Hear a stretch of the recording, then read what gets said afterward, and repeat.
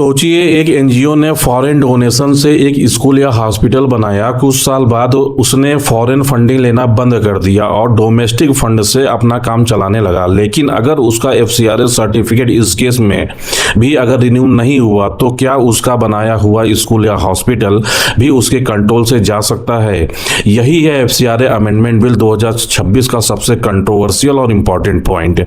FCRA यानी कि foreign contribution regulation act 2010 foreign donation और ग्रांट्स को रेगुलेट करता है ताकि फॉरेन फंड्स का यूज नेशनल इंटरेस्ट के खिलाफ न हो सके।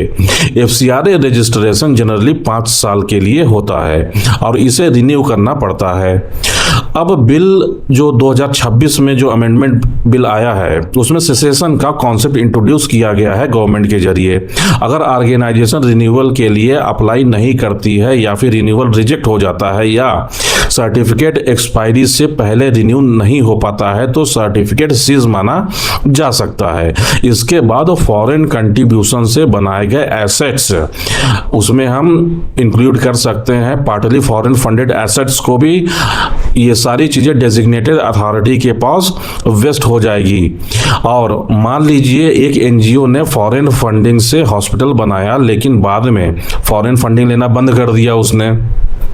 हॉस्पिटल डोमेस्टिक फंड से चलने लगा। अगर एफसीआरए रजिस्ट्रेशन इस ऑर्गेनाइजेशन ने नहीं करवाया तो ये हॉस्पिटल भी वेस्टिंग के फ्रेमवर्क में आ सकता है। इनिशियली वेस्टिंग प्रोविजनल हो सकती है अगर ऑर्गेनाइजेशन समय रहते रजिस्ट्रेशन रिन्यू या रिस्टोर कर लेती है तो एलिजिबल एसेट्स या अनयूटिलाइज्ड फंड रिटर्न हो सकते हैं। अदरवाइज वेस्टिंग परमानेंट हो सकती है।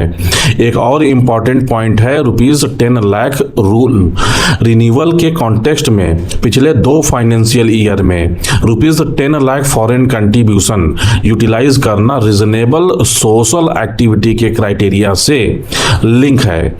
इससे स्मॉल एनजीओ के लिए कंसर्न रेज होते हैं। तो overall bill foreign funded organisation और उनके एसेट पर गवर्नमेंट ओवरसाइट को स्ट्रॉन्गर बनाता है। लेकिन एसेट ऑनरशिप स्मॉल एनजीओज और ड्यू प्रोसेस को लेकर इंपॉर्टेंट क्वेश्चन भी खड़े होते हैं। अगर आप इस इशू का डिटेल एनालिसिस पीडीएफ फॉर्मेट में पढ़ना चाहते हैं तो मेरे Telegram channel social and political prime पर इसका डिटेल्ड पीडीएफ एनालिसिस डाउनलोड कर सकते हैं।